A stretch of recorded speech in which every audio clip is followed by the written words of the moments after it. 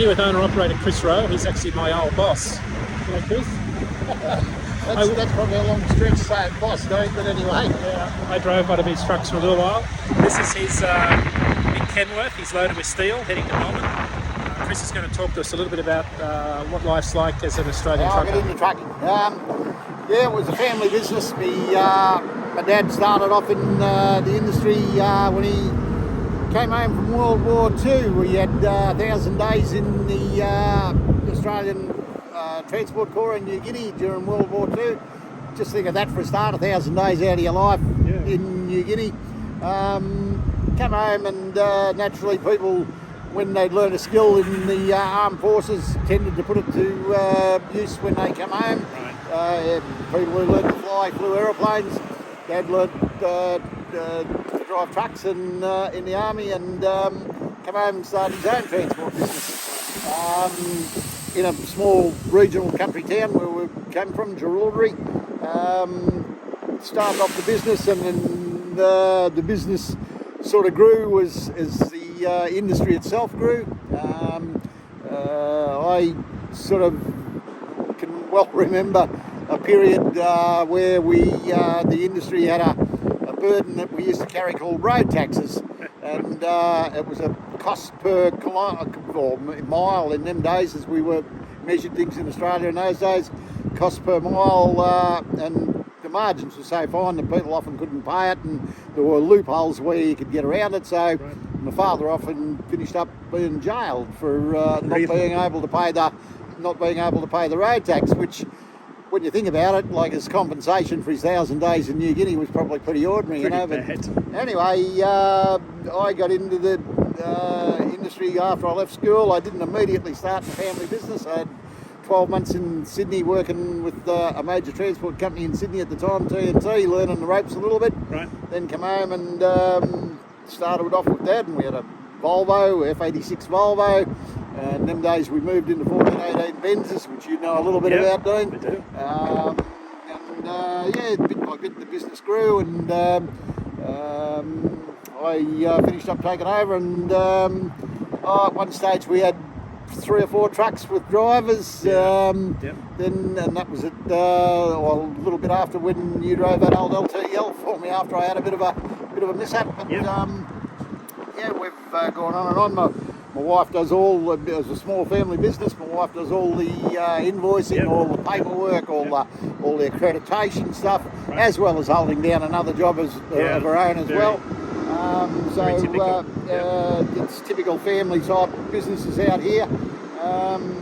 Now my son, who was a toddler, I think, virtually when you were driving 8 or 9 truck, when I first met Daniel. and he's now 35, and so we just keep the 2 trucks between ourselves. We don't want to employ drivers anymore. Try and do things as best we can, as legally as we can, and try and survive, and that's about it. So tell us about what this truck is here. You've got It's a T409 Kenworth. It's got an X15 Cummins motor. 8-speed road gearbox. We've got a fella coming in here. everything cleaned up there. Really don't do down the way.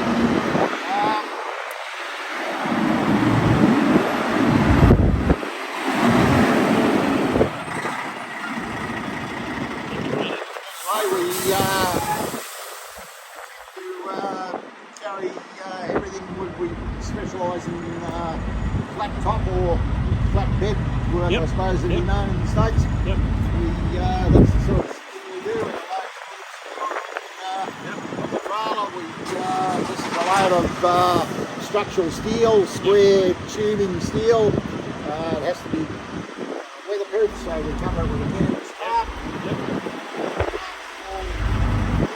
All made out of canvas and all held down with ropes. And This is the big difference, right, between tarps here and the US, where tarps are in the US are made of PVC with bungee cords. Here it's more of a load securement. Well, it's both. It's while the authorities will never ever allow you to use a tarp as a load securing device. The reality is that it also does help secure the loads. Yep. It's certainly not a load of steel or anything, but it's obviously secured by all the straps, but the tarp itself will waterproof it. And, yeah. There's nothing quite like Australian truckers and their tarp jobs. As you can see here, we've got this symmetrically perfect. I'd probably give this a 10. I'd have to give it a 10. What do you think? Well, I'm probably at about probably in the 50th year of practice, Steve. Yeah. Well, without counting the time I did it with my dad as a school kid. So if I haven't got it right by now, no chance. I can tell you from having tarped a few of these loads, this is much harder than it looks. Because these tarps are really heavy. How heavy would a tarp weigh? It's probably, I can't do the conversion for you, but it's probably about 120 kilo, Dean. So it's a few hundred pounds. In the pounds, yeah. And heavier when they're wet. Yeah, much heavier. And very difficult to play. If you get a windy day like we've got here today, and you're trying to roll it up, it really takes a big effort to Now, roll that thing. 44-ton gross.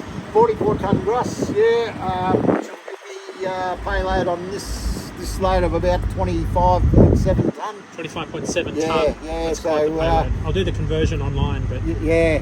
So everything's triaxle predominantly in Australia. Triaxle trailers are the big predominance. It's Yep. a single trailer operation. Yep. Even three doubles, most three doubles, tri.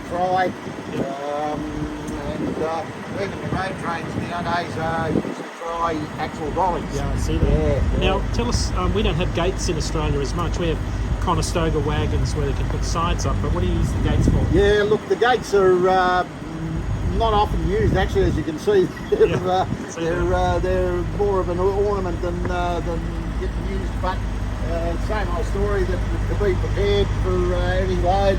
Occasionally there'll be some loads where the load security will require you to use gates. You know, it could be a palletised load or something like that. So it's important to make sure you're first of all